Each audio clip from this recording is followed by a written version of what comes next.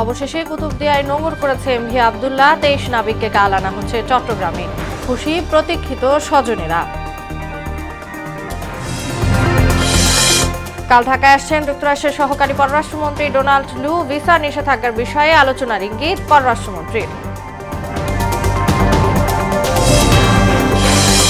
চূড়ান্ত রায়ের আগে ফাঁসির আসামিকে কন্ডেম সেলে রাখা অবৈধ, অন্যকে দিয়ে সাজা খাটানোর ঘটনায় যুবলীগ নেতা কারাগারে।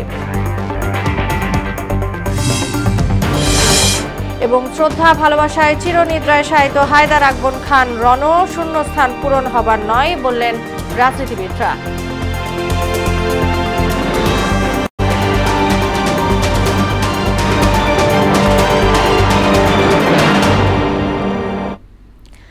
আসসালামু আলাইকুম, সবাইকে মোহনা সংবাদে স্বাগত। শুনছিলেন শিরোনাম, সঙ্গে আছি তাসনুবা বিনতে তাহের। এবার বিস্তারিত। নিবন্ধিত সব বাংলাদেশির হজ পালন নিশ্চিতে ভিসা অনুমোদনের সময় বাড়াতে সৌদি আরবের প্রতি আহ্বান জানিয়েছেন প্রধানমন্ত্রী শেখ হাসিনা। সকালে গণভবনে সৌদি রাষ্ট্রদূত ইসা ইউসুফ ইসা আল দুহাইলানের সঙ্গে সৌজন্য সাক্ষাতে তিনি এ আহ্বান জানান। বিভিন্ন জটিলতায় সৌদি আরব থেকে এখনো ভিসা পাননি 10,000-এর বেশি হজযাত্রী। এ বিষয়ে উদ্যোগ নেওয়ার আশ্বাস দেন সৌদি রাষ্ট্রদূত। তিনি বলেন, বাংলাদেশের কিছু প্রকল্পে সৌদি আরবের বিনিয়োগকারীদের আগ্রহ আছে।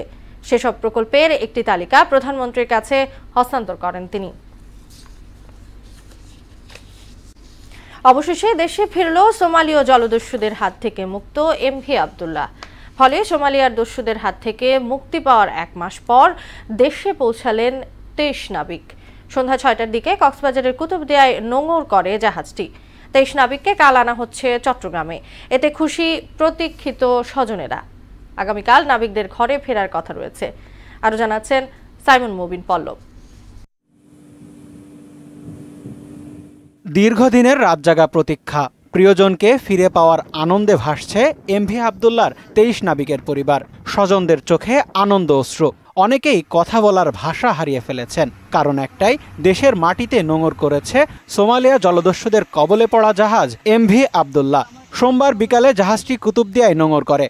ফলে সোমালিয়ার দস্যুদের হাত থেকে মুক্তি পাওয়ার 1 মাস পর দেশে পৌঁছালেন 23 নাবিক। জাহাজের আনুষ্ঠানিকতা সেরে আগামীকাল মঙ্গলবার নাবিকদের ঘরে ফেরার কথা রয়েছে। এদিকে নিজ ভূখণ্ডে ফিরে আসার আনন্দে উচ্ছ্বাসিত নাবিকরাও। এর আগে সকালে বাংলাদেশের জলসীমায় প্রবেশ করে জাহাজটি। কুতুবদিয়ায় আগামী কয়েকদিন অবস্থান হবে জাহাজটির। কেএসআরএম গ্রুপ জানায়, জাহাজটির ড্রাফট বেশি থাকায় কুতুবদিয়ায় প্রথমে কিছু পরিমাণ পণ্য খালাস করা হবে। এরপর পতেঙ্গার কাছাকাছি বঙ্গোপসাগরের বন্দর জলসীমায় আনা হবে। সেখানেই বাকি পণ্য খালাস করা হবে। এর আগে গত 12 মার্চ মোজাম্বিকের মাপুতো বন্দর থেকে কয়লা পরিবহন করে আমিরাত যাওয়ার পথে ভারত সাগরে সোমালি জলদস্যুদের কবলে পড়ে এমভি আব্দুল্লাহ। অনেক দর কষাকষির পর 14 এপ্রিল ভোরে মুক্তিপণ পাওয়ার পর জলদস্যু মুক্ত হয় জাহাজটি। পরে জাহাজটি 22 এপ্রিল সংযুক্ত আরব আমিরাতের আল হামরিয়া বন্দরে পৌঁছায়। সেখানে কয়লা খালাসের পর আরেকটি বন্দর থেকে 56,000 টন চুনাপাথর লোড করার পরে জাহাজটি 30 এপ্রিল ভোরে আরব আমিরাত ত্যাগ করে। সাইমন মুবিন পল্লব, মোহনা সংবাদ। যুক্তরাষ্ট্রের সঙ্গে বাংলাদেশের সম্পর্ক খুবই ভালো, এমনটি জানিয়ে পররাষ্ট্রমন্ত্রী হাসান মাহমুদ বলেন, ডোনাল্ড লুর বাংলাদেশ সফরে ভিসা নিষেধাজ্ঞা ও সহজীকরণও আলোচনা করা হবে। দুপুরে পররাষ্ট্র মন্ত্রণালয়ে এক অনুষ্ঠানে এসব কথা বলেন তিনি। প্রসঙ্গত, কাল ঢাকা সফরে আসছেন যুক্তরাষ্ট্রের সহকারী পররাষ্ট্রমন্ত্রী ডোনাল্ড লু। পররাষ্ট্রমন্ত্রী বলেন, বিএনপির জোটে সমন্বয় নেই বলেই ভারতীয় পণ্য বর্জনের আন্দোলনও মুখ থুবড়ে পড়েছে। সাম্প্রদায়িকতার বিরুদ্ধে সাংস্কৃতিক জাগরণের গুরুত্ব নিয়েও কথা বলেন হাসান মাহমুদ। বলেন, সাংস্কৃতিক উৎকর্ষতা ঘটলেই বাংলাদেশ এগিয়ে যাবে। মার্কিন যুক্তরাষ্ট্রের সাথে আমাদের সম্পর্ক অত্যন্ত চমৎকার। ভিসা নীতি কিংবা র্যাবের কিছু ব্যক্তি বিশেষের উপর নিষেধাজ্ঞা, সেগুলো আমাদের সম্পর্কের ক্ষেত্রে কিছুটা রেখাপাত করেছে তো বটেই। সেগুলো আমরা অবশ্যই আলোচনা করব এবং সেগুলো যাতে সহজীকরণ হয় বা উঠে যায়, সে নিয়ে আমরা মার্কিন প্রশাসনের ইতিপূর্বে হোয়াইট হাউস এবং স্টেট ডিপার্টমেন্টের যে সমস্ত কর্মকর্তা এসেছিল তাদের সাথে আলোচনা করেছি। আওয়ামী লীগের ইতিহাসে পালাবার রেকর্ড নেই। আন্দোলনের নামে সন্ত্রাস শুরু করলে বিএনপিকেই পালাতে হবে, একথা বলেছেন আওয়ামী লীগ সাধারণ সম্পাদক ওবায়দুল কাদের। দুপুরে রাজধানী ধানমন্ডিতে আওয়ামী লীগ সভাপতির রাজনৈতিক কার্যালয়ে সংবাদ সম্মেলনে তিনি বলেন, বিএনপির নেতিবাচক রাজনীতি তাদের নিশ্চিহ্ন করার জন্য যথেষ্ট। তারা যদি সন্ত্রাস কিংবা অগ্নি সন্ত্রাসের পথ বেছে নেয় তাহলে রাজপথেই তাদেরকে প্রতিহত করা হবে বলেও মন্তব্য করেন ওবায়দুল কাদের। বিএনপিকে আবারও মদত দেবে, চাঙ্গা করবে, সেই পরিস্থিতি এখন বিশ্ব রাজনীতিতে মোটেই নেই। এবং যারা দাপটটা দেখাবে তাদের দাপট দেখানোর ক্ষমতাটা মধ্যপ্রাচ্যেই সংকুচিত হয়ে। ভবিষ্যৎমুখী তথ্য প্রযুক্তিতে দক্ষ জনশক্তি গড়তে ফ্রান্সের সঙ্গে চুক্তি চায় বাংলাদেশ। এজন্য দেশ থেকে একটি প্রতিনিধি দল শিগগিরই ফ্রান্স যাবে বলে জানিয়েছেন ডাক, টেলিযোগাযোগ ও তথ্য প্রযুক্তি প্রতিমন্ত্রী জুনায়েদ আহমেদ পলক। সকালে সচিবালয়ে ঢাকায় নিযুক্ত ফ্রান্সের রাষ্ট্রদূত মেরি মাসদুপুইয়ের সঙ্গে বৈঠকের পর একথা বলেন প্রতিমন্ত্রী। ফ্রান্সের সঙ্গে প্রযুক্তির নতুন ক্ষেত্র তৈরির কাজ চলছে বলেও জানান তিনি। বিভিন্ন ক্ষেত্রে আমাদের সম্পর্ককে আরও ঘনিষ্ঠ করার জন্য আন্তরিকতার সাথে চেষ্টা করছেন। তো এবারে আমরা নতুন একটি ক্ষেত্র আমরা তৈরি করতে যাচ্ছি, যেটি হচ্ছে যে আমাদের প্রযুক্তি এবং আমাদের যেই শিক্ষা, অর্থাৎ শিক্ষা, প্রযুক্তি, প্রশিক্ষণ, এই তিনটা হচ্ছে আমাদের এবারের ফ্রান্স ভিজিট। মৃত্যুদণ্ডাদেশ চূড়ান্ত হওয়ার আগে আসামিদের কন্ডেম সেলে বন্দী রাখা অবৈধ ও বেআইনি ঘোষণা করেছেন হাইকোর্ট। এক রিটের শুনানি শেষে বিচারপতি শেখ হাসান আরিফ ও বিচারপতি বজলুর রহমানের দ্বৈত বেঞ্চ এ রায় দেন। রায়ে জেল কোডের 980 বিধিও অসাংবিধানিক ঘোষণা করেন আদালত। রায়কে ঐতিহাসিক বলেছেন আইনজীবীরা। এদিকে নিজের সাজা অন্যজনকে দিয়ে খাটানোর অভিযোগে 7 বছরের দণ্ডপ্রাপ্ত আসামি যুবলীগ নেতা নাজমুল হাসানকে কারাগারে পাঠানোর আদেশ দিয়েছেন আদালত। ঢাকার 8ম অতিরিক্ত মহানগর দায়রা জজ আমিনুল ইসলামের আদালতে আইনজীবীর মাধ্যমে আত্মসমর্পণ করেন তিনি। শুনানি শেষে তাকে কারাগারে পাঠানোর আদেশ দেন আদালত। পোশাক খাতের আমদানি রপ্তানিতে এনবিআর ও কাস্টমসের হয়রানি বন্ধে নীতি নির্ধারকদের পদক্ষেপ চেয়েছে বিজিএমইএ। দুপুরে সচিবালয়ে বস্ত্র ও পাট মন্ত্রীর সঙ্গে সাক্ষাতে সংগঠনের সভাপতি এসএম মান্নান কোচি বলেন, 2026 সালের আগে নগদ আর্থিক সহায়তা তুলে নিলে খাতটি ক্ষতিগ্রস্ত হবে।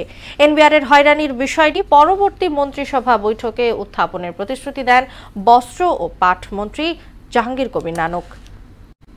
নাসিরউদ্দিন রিপোর্ট। রানা প্লাজা ধসের ধাক্কা কাটিয়ে ঘুরে দাঁড়িয়েছে তৈরি পোশাক খাত। তখনকার 8টি থেকে বর্তমানে সবুজ কারখানার সংখ্যা পৌঁছে গেছে 215-তে। তৈরি পোশাক খাতে এখন রপ্তানির পরিমাণ $47 বিলিয়ন। সচিবালয়ে বস্ত্র ও পাটমন্ত্রীর সঙ্গে সাক্ষাতে এসব তথ্য জানান বিজিএমইএ সভাপতি এসএম মান্নান কোচি। অর্জনের পাশাপাশি অনেক চ্যালেঞ্জও আছে বলে জানান তিনি। নগদ সহায়তা হঠাৎ করে যেন বন্ধ করে না দেয় এবং আমাদের জন্য প্রতিযোগিতা থেকে আমরা ছিটকে না যাই, সেদিকে অবশ্যই সরকার অন্তত আন্তরিক এবং নতুন ইনভেস্ট যাতে হয়, বিনিয়োগ যাতে হয়, সে ব্যাপারে আপনি ছোট মাঝারি শিল্পগুলোকে মানে স্বল্প সুদে তাদেরকে ঋণ দেওয়ার জন্য আমি প্রস্তাব রাখছি। এনবিআর ও কাস্টমসের হয়রানি নিয়েও কথা বলেন বিজিএমইএ সভাপতি। তাদের সাথে যোগাযোগ না করলে অডিট হয় না, অডিট কাজ আমরা সম্পাদন করতে পারি না। যখন যোগাযোগ করা হয় তখন আইনে আর বাধা থাকে না, তখন সব ঠিক হয়ে যায়। কিন্তু যোগাযোগ না করলেই দেখা যাচ্ছে যে তারা হয়রানির শিকার হয়। মন্ত্রী বলেন, পোশাক খাতের সঙ্গে 42 লাখ মানুষের কর্মসংস্থান জড়িত। সরকার অবশ্যই সুযোগ সুবিধা দেখবে। এনবিআর এবং কাস্টমসের যে সমস্যাগুলি রয়েছে, এটি একটি বড় সমস্যা। আমি সামনের মন্ত্রিসভা বৈঠকেই আমি বিষয়গুলি আলোচনা করব মাননীয় প্রধানমন্ত্রীর সঙ্গে। পোশাক শিল্প এখন আর যুক্তরাষ্ট্র নির্ভর নেই উল্লেখ করে বস্ত্র ও পাটমন্ত্রী বলেন, কারো চোখ রাঙানিতে ভয় পাওয়ার কিছু নেই। পোশাক শিল্প কিন্তু এখন আর আমেরিকার বাজারের উপরে নির্ভরশীল নয়। নাসির উদ্দিন, মোহনা সংবাদ, ঢাকা। সর্বস্তরের শ্রদ্ধা ভালোবাসায় চিরনিদ্রায় শায়িত হলেন প্রবীণ রাজনীতিবিদ ও বাংলাদেশ কমিউনিস্ট পার্টির উপদেষ্টা হায়দার আকবর রণ খান। বা জোহর জানাজা শেষে বনানী কবরস্থানে তাকে দাফন করা হয়। শ্রদ্ধা নিবেদনের পর রাজনৈতিক নেতারা বলেন, হায়দার আকবর খান রনর অভাব কোনোদিন পূরণ হবে না। এমদাদুল হক খানের রিপোর্ট।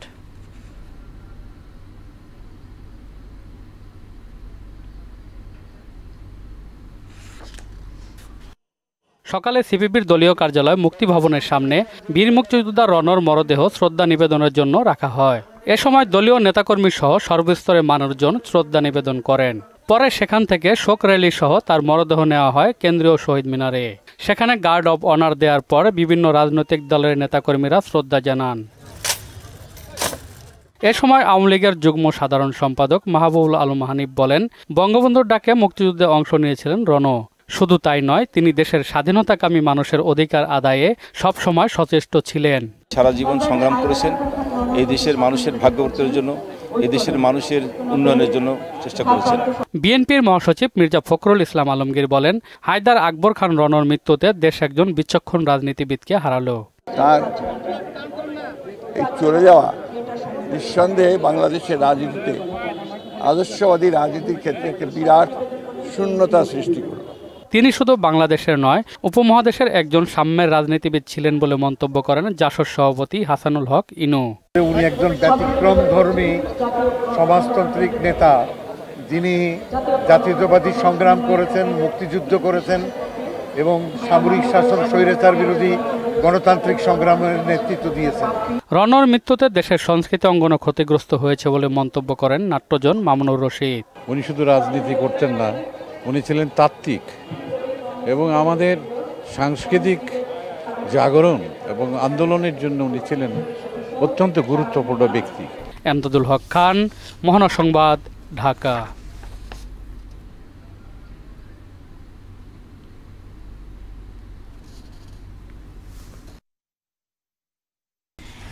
রাজধানীর ইকবাল রোডে 100 শয্যা বিশিষ্ট মা ও শিশু হাসপাতালের প্রধান ফটক ঘেঁষেই গড়ে তোলা হয়েছে ডাস্টবিন।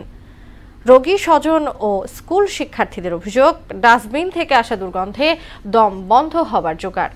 হাসপাতাল কর্তৃপক্ষ বলছে, সিটি কর্পোরেশনকে বারবার বলার পরও কোনো প্রতিকার মেলেনি। আর ঢাকা উত্তরের মেয়র আতিকুল ইসলাম বললেন, বিষয়টি তার অজানা। হুমায়ুন কবিরের রিপোর্ট। রাজধানীর মোহাম্মদপুর ইকবাল রোডে অবস্থিত Mohammadpur fertility service and training centre 100 শয্যা বিশিষ্ট মা ও শিশু হাসপাতালটি স্বল্প ব্যয়ের উন্নত মাতৃস্বাস্থ্য ও শিশু সেবা প্রাপ্তি একমাত্র আস্থার স্থল। মা এবং কি বাচ্চার জন্য অনেক ভালো। ডাস্টবিনের গন্ধ আসে, এর জন্য অনেক খারাপ লাগে। ভালো সেবা পেয়েছি এবং পরিষ্কার পরিচ্ছন্নতাটা ভালোই ছিল। এখানে প্রতিদিন প্রশিক্ষণ গবেষণা ছাড়াও শত শত নারী শিশু স্বাস্থ্য সেবা নিতে আসেন। এই পরিষ্কার পরিচ্ছন্ন হাসপাতালটির প্রধান ফটকের পাশ ঘেঁষেই সিটি কর্পোরেশনের ময়লা আবর্জনা স্থানান্তরের কেন্দ্র গড়ে তোলা হয়েছে।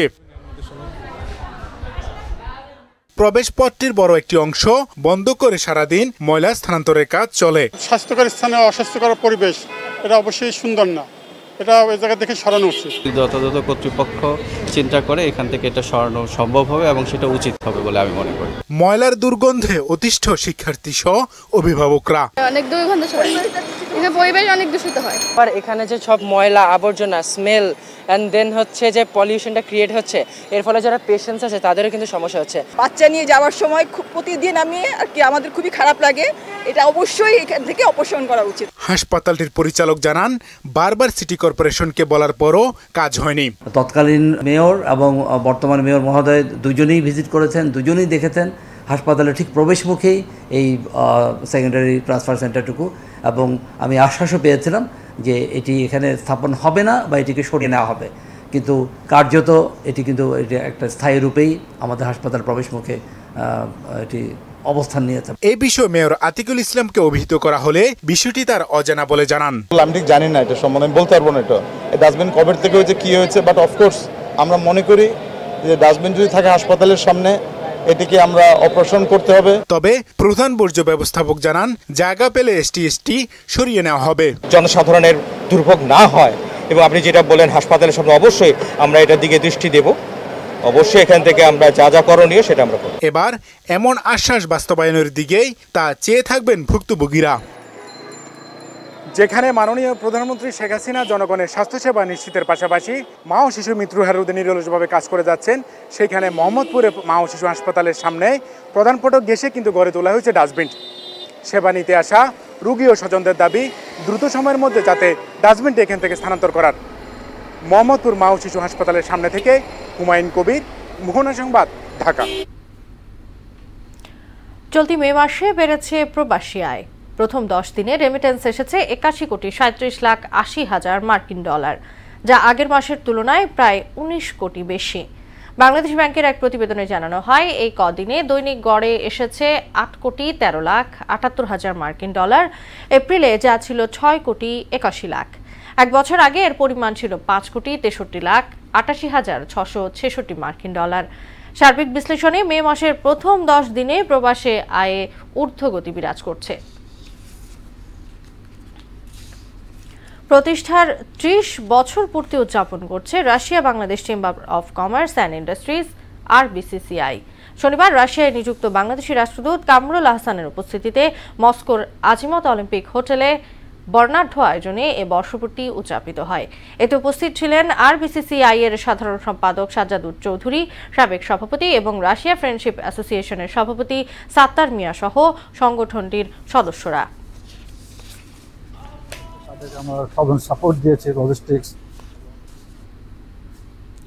এখন থেকে মাইজিপি অ্যাপে খোলা যাবে বিকাশ অ্যাকাউন্ট। সম্প্রতি দেশের স্মার্ট কানেক্টিভিটি প্রোভাইডার গ্রামীণফোন দেশের বৃহত্তম মোবাইল আর্থিক সেবাদাতা প্রতিষ্ঠান বিকাশের সাথে চুক্তিবদ্ধ হয়েছে। মাইজিপি অ্যাপে বিকাশ অ্যাকাউন্ট খুললেই নতুন গ্রাহকেরা 125 টাকা পর্যন্ত বোনাস পাবেন।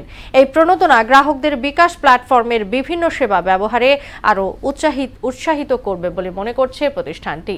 স্মার্ট বাংলাদেশ বিনির্মাণে এই চুক্তি অগ্রণী ভূমিকা পালন করবে বলে জানান গ্রামীণফোনের প্রধান নির্বাহী কর্মকর্তা ইয়াসির আজমান ও বিকাশের প্রধান নির্বাহী কামাল কাদের।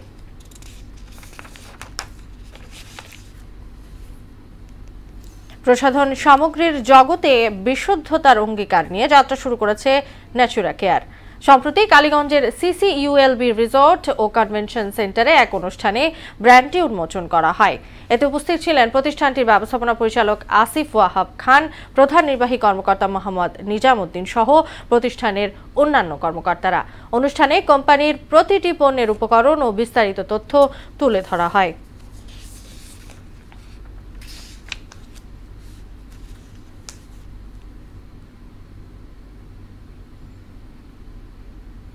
ক্রিকেট। আগামীকাল টি-20 বিশ্বকাপের দল ঘোষণা করবে বাংলাদেশ। যদিও ইঙ্গিত ছিল আজ দুপুরের মধ্যেই দল ঘোষণা হবে, কিন্তু তাতে বাধা হয়ে দাঁড়ায় পেসার তাসকিন আহমেদের ইনজুরি। মূলত বিদেশি বিশেষজ্ঞ চিকিৎসকদের পরামর্শেই এমন সিদ্ধান্ত নিয়েছে বিসিবি। চিকিৎসকরা ইতিবাচক জবাব দিলে দলের সঙ্গেই যুক্তরাষ্ট্রে উড়াল দিতে পারেন তাসকিন। আগামী 8 জুন শ্রীলঙ্কার বিপক্ষে বিশ্বকাপে নিজেদের প্রথম ম্যাচ খেলবে বাংলাদেশ। 1 জুন থেকে শুরু হবে আইসিসি টি-20 বিশ্বকাপের নবম আসর।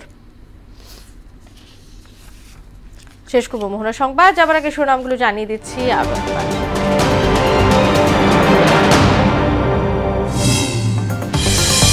অবশেষে কুতুবদিয়ায় নোঙর করেছে MV আব্দুল্লাহ। 23 নাবিককে কাল আনা হচ্ছে চট্টগ্রামে। খুশি প্রতীক্ষিত স্বজনেরা। কাল ঢাকায় আসছেন যুক্তরাষ্ট্রের সহকারী পররাষ্ট্রমন্ত্রী ডোনাল্ড লু। ভিসা নিষেধাজ্ঞার বিষয়ে আলোচনার ইঙ্গিত পররাষ্ট্রমন্ত্রী। চূড়ান্ত রায়ের আগে ফাঁসির আসামিকে কন্ডেম সেলে রাখা অবৈধ, অন্যকে দিয়ে সাজা খাটানোর ঘটনায় যুবলীগ নেতা কারাগারে। এবং শ্রদ্ধা ভালোবাসায় চিরনিদ্রায় শায়িত হায়দার আকবর খান রনু। শূন্যস্থান পূরণ হবার নয় বললেন রাজনীতিবিদরা। এই ছিল মোহনা সংবাদে। পরবর্তী সংবাদ রাত 12টায়। এছাড়া মোহনার সবশেষ খবর জানতে ভিজিট করুন www.mohna.tv। সংবাদ দেখতে পান ফেসবুক ও ইউটিউবেও। এতক্ষণ সঙ্গে থাকার জন্য সবাইকে ধন্যবাদ।